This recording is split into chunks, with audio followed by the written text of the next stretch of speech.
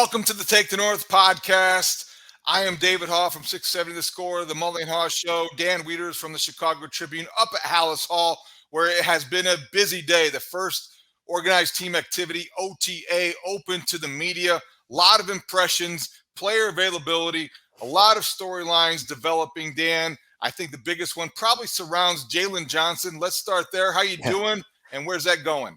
Yeah, I'm good, David. Obviously, it's a chance to get our eyes on the new look Chicago Bears as a full group for the entire time. And I use the word full loosely because obviously there were some members not in attendance at this first open OTA practice that we were able to watch. Of the most notable guys who were not at the practice on Tuesday afternoon included Jaylon Johnson, Nate Davis, the free agent signing guard, Darnell Mooney, obviously still rehabbing from the ankle surgery that he had after the season-ending injury last year, and Eddie Jackson, who's obviously making his way back from his own season-ending injury. But of those four, I think Jaylon Johnson's absence is the most notable, just given that he is heading into the final year of his rookie deal and is obviously going to be looking for a contract extension and needing to, make some moves to try to position himself for that. And now you have a little bit of anxiety, I guess, inside the building at Halas Hall to figure out what it means.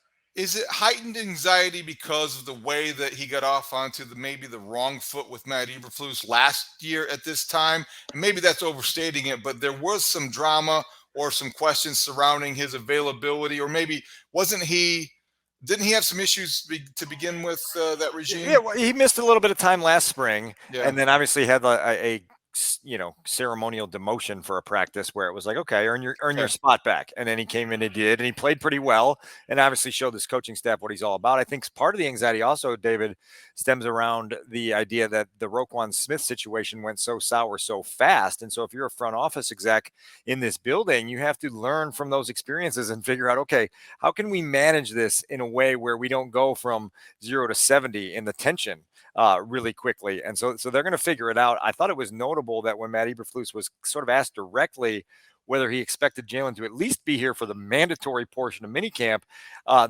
his answer was a little bit vague and he didn't seem certain about it. We had a chance to ask Matt a handful of questions about the attendance. Obviously, you and I both know that this is a quote unquote voluntary situation, but for everyone inside the building, it's like, yeah, probably should be here, but it's voluntary. But here's some of what Matt Eberflus had to say in a back and forth with reporters about attendance in general, and then obviously a couple specific questions about Jaylon Johnson. Attendance-wise, we didn't see Eddie Jackson and Jaylon Johnson and Nate Davis out there. What do you share about those? Yeah, I'll just share that this is a voluntary time for all the players, and some players have certain things going on, and again, it's their right to be in here or not here, but we'll coach the guys that are here. That's really all I can say. Is Jaylon Johnson hurt, or is he healthy enough that he could physically practice? No, I think his hand's good from last year. I think he's good to go. Is Jalen participating in the offseason program? Yeah, like I said, it's voluntary, and it's each player can choose or not to be here. And I really can't comment if he's here or not, and it's voluntary. After going through what you went through with Roquan last year, are you concerned that Jaylon Johnson's absence might mushroom into something bigger? Yeah, I don't see it that way. Has he told you that he'll be here when it's not voluntary, when you guys have mandatory minicamp? Do you know that Jaylon Johnson will be here? I'm not going to comment on that. I haven't. I know we've talked about that, but I'm not. Ask him when you see him. That's the one that catches me, David, because they ask him when you see him response is typically indicative of some, I don't know if tension's the right word, but certainly some aggravation, right? Like that, that you're in this stage. That's and a so now Matt coach. Yeah, he's got to manage it. And you know what Matt Eberflus is all about. It's an effort-based culture here. He's trying to create a buy-in collectively across an entire group. And when you don't have it, you're going to be a little bit aggravated. Now, again, I'll point out that it's May 23rd. The Bears have almost 4 months before they play a meaningful football game. Jaylon Johnson is 3 years into his NFL career. He can probably figure out how to manage this as well as he can on an individual level. Now you got to just make sure that if there's a little bit of fire here, it doesn't catch the pine straw and the brush, and everything just becomes an inferno too quickly. So Dave Wanstead was on the Mully and Haugh Show on Tuesday morning, and it was a good segment, and he referenced that he did an interview with Matt Eberflus on the 33rdteam.com, and one of the things that Flusy told him might have been off the air, actually, and he referenced it, was that the Bears have begun talking. We kind of know this with talking contract extension with some guys who would be eligible for one. Jalen Johnson is obviously on that list, maybe at the top of it. But does this suggest that those talks, if they indeed have, started, are going nowhere? Well, I think they're probably in the beginning stages, and you just kind of have to figure out what the requests are. Again, we know what Ryan Poles is about at this point of his tenure as general manager. He's about making sure that the value matches the performance, and he's trying to figure that out. You obviously have to be a little bit more sensitive to it when it's an in-house guy that you have a relationship with. That makes it a little bit more complicated because it's much easier to tell a free agent, go find your deal elsewhere, than it is to tell a guy that's inside your building and is one of your starters and is a guy that's a top line starter for you. So look, we'll figure out which direction that'll go. There's a handful of guys from that COVID draft class, which is the Mooneys, the Cole Kmets, the Jaylon Johnsons of the world, that we'll probably be looking for at least the discussions to advance in a way where there's clarity, and then they just have to manage it as it goes. It's just so early right now to get freaked out about any of it, but it's certainly not too early to keep an eye on it and tell everyone, okay, let's keep an eye on this. Last thing before we move on to other issues, because there are many. They did draft 2 cornerbacks, Tyreek Stevenson in the 2nd round and Terrell Smith in the 5th. And based on who they have also at the position, Kyler Gordon, last year's, rookie starter. I mean, if you're Jalen Johnson and you're looking at this picture, do you feel as comfortable as maybe you think you are? Or should you feel as comfortable as this kind of decision suggests? No. The short answer is no, and you better understand that this is a league that always has replacements knocking at the door. Always. Yeah, that's it. And people are always willing to go answer the door if they have to. And so you just have to learn how to navigate that and play your cards correctly. Dave, the first thing that I do when guys like this are missing is try to figure out who's taking reps in their place, right? And so, Nate Davis not here today. You see Jatari Carter getting some work at guard with the first team offensive line, and you say, okay, there's a guy that might be in the coach's eyes ready to take a leap at least into a key reserve role. Elijah Hicks playing on the back end with Eddie Jackson out. Jaylon Jones, Michael Ojemudia, Tyreek Stevenson, some guys that were getting some run with the cornerbacks. Michael Ojemudia made a nice interception at Justin Fields today, and you look on your roster and you go, when did they get this guy? I don't even remember it. Apparently, he was a waiver claim late last December when the rest of the world was checked out and the Bears were just trying to fill a roster to finish the season. But that's the type of thing. Like I say, that there's always a guy waiting to take your job, and so if you're going to get in a staring contest, you have to understand what the supply and demand curve is like in this league a lot of times and figure out what that means for you. Something to keep on. Absolutely. Moving on, because everybody wants to know, how did Justin Fields look? What's his chemistry with DJ Moore like? How good was that double move and that deep ball? Because it sounded majestic, Dan. How would you describe the first day that has been open to the media of OTAs with the passing game and what Justin Fields had to say afterward? I laugh hard, David, at the way OTAs are covered in 2023. And there's a deep pass thrown in a May 23rd practice, and Twitter becomes an absolute inferno of excitement. You expect these guys to make these plays in May. There's nothing happening out here that is anywhere close to resembling live football. They're installing a lot of stuff. There's routes on air at the start of practice. There's some 7-on-7 mixed in. There's a lot of different things with an offense trying to feel its way around with new parts and moving parts. Justin and DJ Moore both spoke to us after practice, and I think they're both in agreement that the chemistry part of this experiment has to be worked on in this next 4-week phase. We're going to get 3 weeks of organized team activity practices. We're going to move on to the mandatory minicamp, and that's kind of your on-ramp to training camp. And you hope by the end of this period, in middle of June, that you feel really good about the chemistry that you're developing. And as both players talked about, just understanding how the other one sees a play, and how they can work on that timing, and how, DJ's routes have to sync up with Justin's footwork and the timing that goes in all that. This is all a polishing phase. And so whether it's a deep ball from Justin Fields to DJ Moore, whether it's a Tremaine Edmonds interception at the end of practice, you watch it. You don't draw any sort of grand conclusions on any of it. You just like to see some of these guys moving around for the first time.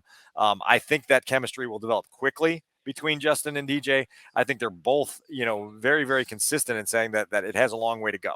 What did Justin Fields, the new Ohio State University graduate, have to say afterward about anything regarding his progress, his offseason, and where he's headed from here? Yeah, when you think about it, this is the first time we've talked to Justin at Halas Hall since locker cleanout day. And when you think about the number of things that have developed, chronicled very closely by the Take North podcast, by the way, it's been a lot. It's been a long list of bullet points of things that have happened since we walked out of this building at the end of the 2022 season. I think Justin is very, satisfied with the upgrades to the offense that his front office made for him. I think that he is in the mindset of, he was asked about this being a season that could potentially guide the course of where he goes for his next contract. And he just cut it off quickly and said, I'm worried about wins. I'm not worried about contracts. And I think that's sincere with Justin. I think he's been that way since the day he got here. There's a genuineness to the way he approaches his work. I don't think a contract extension is anywhere near the forefront of his mind. He understands that he has goals to turn this into a championship team, and that for this to become a championship football team, he's got to be the engine of all of it. And so he's ready to get down to work, ready to go through the grind. And now as we all know, there's a lot of steps that need to be taken in the grind to get him ready to play winning football in week 1 and then week 8 and then week 12 and so on, because the Bears are going to need a lot out of him in 2023 for this conversation to advance in the way that the city wants it to advance. This is the overanalysis phase of the program. So Absolutely. When you sometimes see players, especially quarterbacks, coming back after an offseason where they may have tinkered with some mechanics or tried to do some things with footwork, was there anything on display that was evident? Was there anything that he addressed in terms of trying to tighten things up with his release, with his mechanics, with anything? At the risk of disappointing you, I'm going to tell you no, that there was nothing that jumped out to the naked eye that said, whoa, that looks a lot different. So, there's a couple things that are probably worth us discussing a little bit, because I'd be interested to get your feedback on this. We go back a few weeks to when Luke Getsy talked about Justin being light years ahead of where he was last year. I think Justin would tell you that in comparison to, May 2022 and May 2023, he feels more comfortable. He feels ready to lead this team. He feels like he has a better understanding of this offense. He feels like he has a better understanding of when a play is called, here's what my reads and progressions should be. I think he's advanced significantly from there. Where he is between, May 23rd, 2023 and week 17 when he played his last game at Ford Field on January 1st, I think there's no way to say that he's leaps and bounds beyond where he was there, because we haven't seen anything that tells us that. The Bears haven't had enough practices that have been open to us, or in a general format, that have challenged him with pass rush and coverages and things. We're in this phase where the outside world and really the 2023 media wants to pretend like major developments are occurring in OTAs. It's a trial and error phase for football teams, and so they're just working through some things, and we'll kind of glide through this process with eyes on it. But I don't think there's anything that tells you, oh man, this is a whole different quarterback than we saw in 2022. I'd like to add one thought to that idea, generally speaking, is that yes, this is the quarterback that everyone is fixated on. So there is the assumption that everything is done with him in mind. That said, if Andy Dalton, if Mike Glennon, if Mitch Trubisky were the quarterback going into this offseason for the Chicago Bears, they still, football experience tells me, would have A, rebuilt the offensive line, B, sought a number 1 wide receiver, C, gotten another tight end to pair with Cole Kmet, and D, done what they could to help the defense if they had any money or time left. So this notion that Justin Fields is there and he's compelling every decision and every offseason move may be true, but that's not false for anybody who plays quarterback in the NFL. No, I'm with you on that. And that was where I was going to lead you next, because I was interested to get your feedback on that. Friends of ours, Kevin Fishbane and Adam Johns of The Athletic, had a piece out this week talking about the Bears' quote-unquote big bet on Justin Fields. And Bigsy and I were kind of, pushing back today just in a, spirited sideline conversation with those guys on how big is the bet really? The Bears haven't given Justin a contract extension. A regime that inherited him from the previous regime went out and gave him a fair test for 2023 with the upgrades they made to the roster. But I don't think there's anything that says, oh, they're all in at this point. We haven't seen that yet. I think they want to be all in when the season ends. I think they're hopeful that things move in that direction. But the quote unquote big bet, what's at stake for any of them other than the 2023 season? The only thing that Ryan Poles has invested at this point is a year's time, right? And that's the big bet, is to give Justin 2023 to show the growth that proves that he can be the engine of a championship team. Playing time.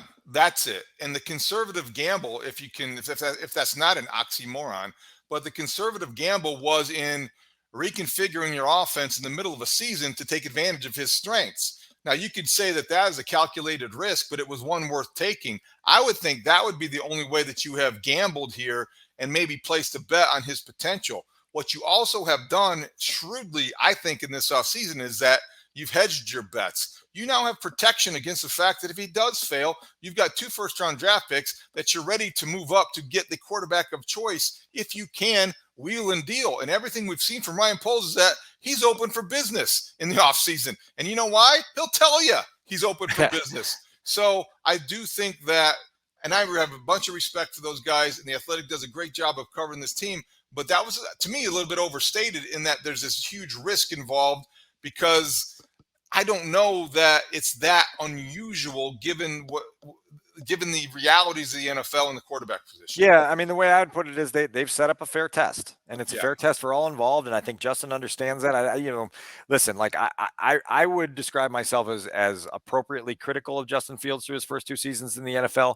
I think that Justin is also very, very in tune to what is being asked of him and asked from him. And I think he's ready for this test. And I think he understands that it falls on his shoulder. And I don't think he's a finger pointer. He's a thumb pointer, and he understands that it's about him and the growth he's able to make and the challenges he's able to pass. He's ready for that challenge. We're all eager to watch it. Now you just kind of have to kind of dance this dance for 4 months while we're overstating things and exaggerating things and just trying to get through this period of the off season, then a little bit of summer break, and then jump into training camp. Whereas, there'll be fans' eyes on everything, and then that'll create videos that spread across social media, and it'll be like, look at this throw. I can't believe how beautiful this is. And you're just going to have to kind of surf that wave as best we can until we get to live game action again, which will start in September. It's an ongoing conversation, so let's move on to his offensive line.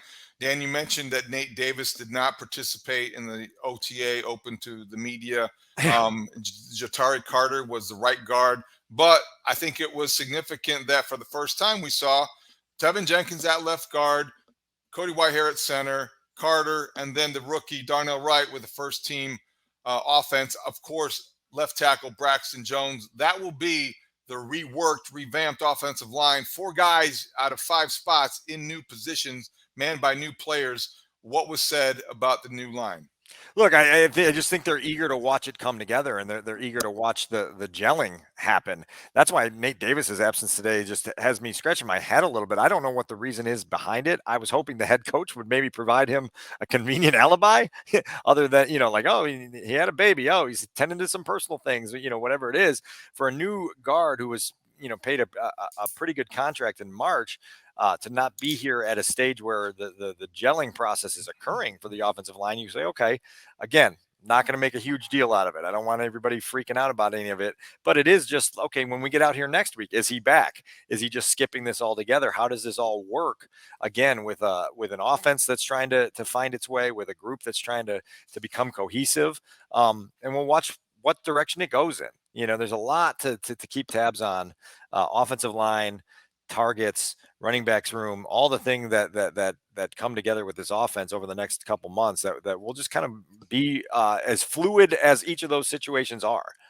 How did you find DJ Moore? He's a very entertaining guy. He's a veteran. He knows the drill. He's played with a lot of different quarterbacks, and I think that he's very good at not only the on the field part, but he seems to have a knack for the off the field part. Well, I was mad at him, David, because he said that there's a personality side of him that the guys in the locker room know that he won't show the media. And we were kind of challenging him, say, come on, bring it out in here. You don't have to hide from us. And he said, I'm good here. You guys are good over there. So we'll see if we can bring that out him a little bit at a time as we go forward. But I think that guy is a presence. I think that there is a steadiness, as we've talked about previously, to everything he does. Just kind of, emotionally, the way he practices, the way he runs his routes, there's a steadiness there that I think is going to be very, very good for Justin Fields, going to be very, very good for the offense. And I'll tell you, the other guy today that left an impression on me is Tremaine Edmonds. We heard from him after practice. We also saw him in practice. Again, he made a nice interception off PJ Walker at the end of practice, but to hear Matt Eberflus single out a newcomer as one of the, the forefront leaders right now is notable to me, because that's not easy to do right away, to come into a new organization after 5 years somewhere else and just insert yourself in a way that's commanding and respected and authoritative. And Tremaine Edmonds seems very comfortable in that role. Now, obviously, you've got to back it up with plays on the field, and you've got to get those splash plays and that production up. But that dude is a guy that if he plays well, this city's going to like a lot, because he's got that passion that comes out of him with the way he practices, with the way he talks. He's all about football. And like I say, if he produces, he's going to become a fan favorite quickly. He just turned 25. And that's the one thing that Matt Eberflus also told Dave Wanstead in that interview, was that there was the plan to build the defense around him and build around him. And I think that's great because of all his athleticism. Dan, were the Bills just so cash strapped that they couldn't keep him? Because you do always wonder what the flip side of that is. It's like, boy, the Bears are glad to have him, and boy, they're happy to pay him. But you wonder, he's a guy entering his prime, and now what's he doing in the middle of this defense rather than on a playoff defense that's thinking Super Bowl? Yeah, that's been thinking Super Bowl for the last couple of years. David, I think there was, to use a Ryan Poles sort of term, there was a value that didn't match the production, and so they didn't see the production. The Bears are betting that they can get greater production out of them. That's been documented. They have said as much, that even though the sacks and the fumbles, forced fumbles, and the interceptions haven't been there through 5 seasons, they think that they can train him to become a splash play making every week impact guy. We will see, right? It's a grand experiment that they went in and invested in this offseason. Ryan Poles consulted with Matt Eberflus. Matt Eberflus told him what he wanted. He got what he wanted. Now he gets a chance to work with what he wanted, and now he obviously has grand visions for it. And now we got to see where it goes with this particular team and this particular defense. Before we get to a question, I want to ask you about Kevin Warren. Anything else on the field or at the podium that stood out in day one of public access to Bears practice? We can get into this at greater length in the future, but the NFL today at the meetings in Minneapolis approved a 1-year trial rule where it's the college kickoff rule, where if you call a fair catch inside the 25 and you catch it at the 8, you get the ball at the 25. And so the whole goal here is to, take care of player safety, reduce the number of concussions. The league sort of found that their previous kickoff rule changes didn't quite work in that regard, because special teams coordinators figured out how to kick to force returns. Well, Matt Eberflus said today, David, he thinks it's going to be more of the same, that special teams coordinators aren't going to want to give the other team the ball at the 25 with a high kick. So there's going to be more squib kicks and more strategizing and more things that create return scenarios that then up the collisions and keep everything where it is. And so that's an experiment worth keeping an eye on in 2023. Like I say, it's a 1-year approval by the league, but I think people in week 1 in September are going to be really thrown off when a guy fair catches the ball at the 3-yard line and his team gets the ball at the 25. I thought you were going to say that the rules changed to include a third emergency quarterback will make the Bears regret not drafting one. They got Nathan Peterman here. They got nothing to worry about. It's the Peterman rule, but that's another thing to look forward to. Any conversation about the flex schedule that allow the Thursday night, it won't affect the Bears because they have 2 Thursday night games, but this is something that they give 4 weeks 28 time. days notice. Yeah. Look, like the Bears are already at the max, and it's the first time ever that they'll play, 2 short week Thursday games. They've done it before where they've played on Thanksgiving and then come back the following Thursday and played again. But Matt Eberflus seemed to be putting his best positive spin on it, basically saying that where those Thursday night games fall, he feels like, week 5, week 10, you start to get you get a little mini bye, you get a little breather, and you come back with a division game. Then 5 weeks later, you get a little mini bye, you come back with a division game. Then you get your week 13 bye, your full week bye, and you just feel like you got a couple. He seems to think they're very convenient rest stops along the way of the 2023 season. We'll see if that's just a coach trying to get his players to think about it in a way that's not woe is us, and more like, okay, let's take advantage of what the schedule's thrown us. They can revamp the offense twice this season. There you go. Yeah, there you go. All right. So last thing I want to talk about is Kevin Warren. So real quickly to summarize, there was a report in ESPN by Pete Thamel that raised some questions about the way that Kevin Warren left the Big Ten, in that there was an agreement about the $7 billion contract that was cited when it was referenced, when he came to the Bears and what he did with the Big Ten as commissioner. And now it comes out that his successor is faced with some of the details of these contracts that may lead to member schools paying back as much as $40 million, which in the context of a $7 billion deal isn't a ton. It's a fraction, but still it suggests that Kevin Warren promised things that he had no business authorizing, and that maybe the devil was in the details and he's not a detail guy. Those are the big picture perception takeaways. I don't know if that's fair, but I don't know what's fact and fiction because we really haven't heard Kevin Warren respond to this. Do you think we will? We'll see. We'll see. I don't know the next time he's scheduled to speak, and we'll see how it comes up in that context. I will tell you that of everything that I know about Kevin Warren, details are things that he is heavy on in every project he takes on. Yeah. And so I read the report. I don't have any additional reporting to add to it, other than to say it'll be interesting to see what comes of it and how it evolves. I wouldn't sound any alarm bells that, you got a guy who makes empty promises. To your point, also, one of my first reactions upon reading it is, well, wait a second. We're talking, some of it was like there's $75 million that still needs to get kind of pushed through the faucet.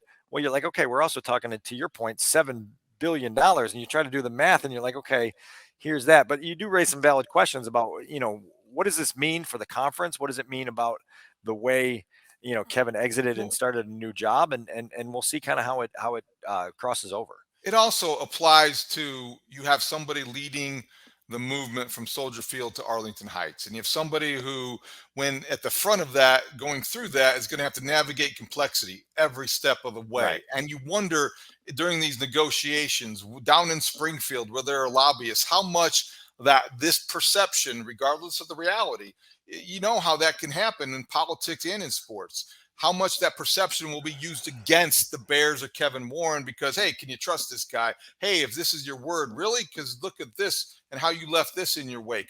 I'm not saying that it's going to happen, but when you have something as complex as a move from Soldier Field to Arlington Heights with all the Illinois political hurdles along the way, it's not something you can just ignore.